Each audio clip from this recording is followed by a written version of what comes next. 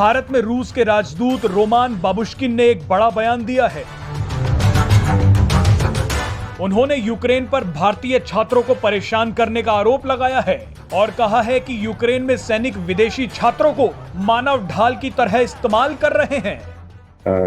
Related to the Indian students, so it would be very interesting to hear from them their impressions, what they what they witnessed and what they saw, what they suffered when they were humiliated at the Polish-Ukrainian border.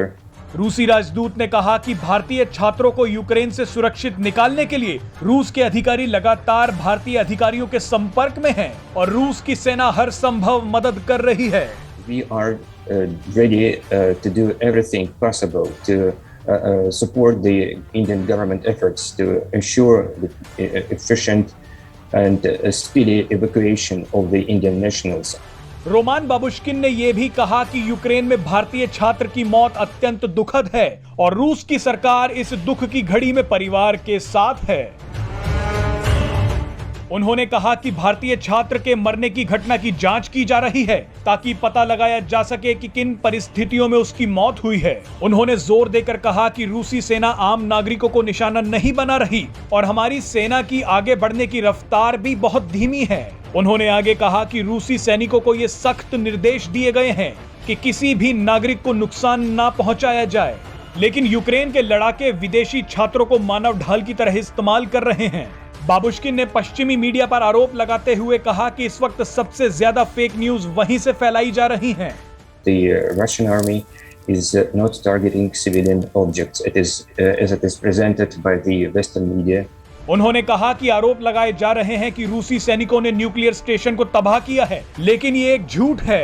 उन्होंने कहा कि nuclear station में यूक्रेनी लड़ाके जमा थे और उन्होंने रूसी सेना पर हमला किया।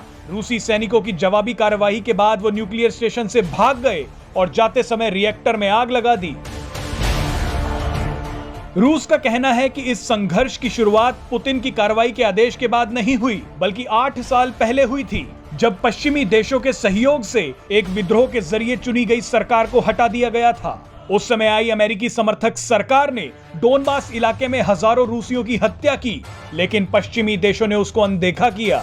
रूसी राजदूत ने कहा कि रूस अपनी सुरक्षा की गारंटी चाहता है क्योंकि नाटो अब पूर्व की तरफ बढ़ रहा है। बाबुश्किन ने आर्थिक प्रतिबंधों के बारे में कहा कि रूस ने ऐसे प्रतिबंध पहले भी झेले हैं और उन्हें इन परिस्थितियों की आदत है, लेकिन आर्थिक गतिविधियों के अलावा रूसी कलाकारों, खिलाड़ियों और एयरलाइंस पर भी प्रतिबंध लगाना पश्चिमी देशों की नीयत बताता है।